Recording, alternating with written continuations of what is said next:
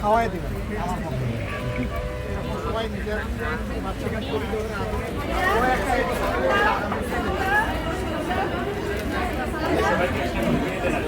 পরীক্ষার্থীরা আত্মবিশ্বাসী হয়ে তারা পরীক্ষার হলে গিয়েছে। আমরা তাদের জন্য দোয়া করেছি আল্লাহ যাতে সুস্থতার সাথে তাদেরকে পরীক্ষা দেওয়ার সুযোগ দেন এবং তারা যেন কাঙ্ক্ষিত ফলাফল লাভ করতে পারে। এদের মধ্য থেকেই আগামী দিনের বাংলাদেশ বের হয়ে আসবে ইনশাআল্লাহ। যত বিকাশ ঘটবে জাতি তত এগিয়ে যাবে। আগামীতে আমরা আর রাজনীতিকে প্রাধান্য দিয়ে সরকার পরিচালিত হোক, দেশ পরিচালিত হোক এটা চাই না। আমরা চাই মেধাকে প্রাধান্য দিয়ে। এটা জুলাই আন্দোলনের অন্যতম দাবি ছিল, প্রধান দাবি। আমরা সেই মেধাবীদের ম্যাচ দেখে এসেছি। আল্লাহ তাআলা তাদেরকে সাহায্য করুন, পরীক্ষার সহজ হোক তাদের জন্য এবং কাঙ্ক্ষিত সফলতা তারা পাক।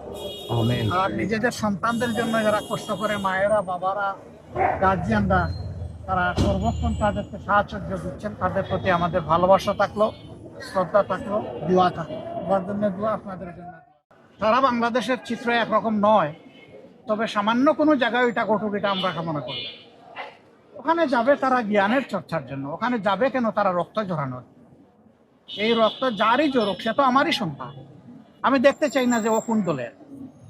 যারই রক্ত জ্বলবে এটা দুঃখজনক। মা বাপ কাউকে রক্ত ঝরানোর জন্য ওখানে মানুষ হওয়ার জন্য পাঠিয়েছে।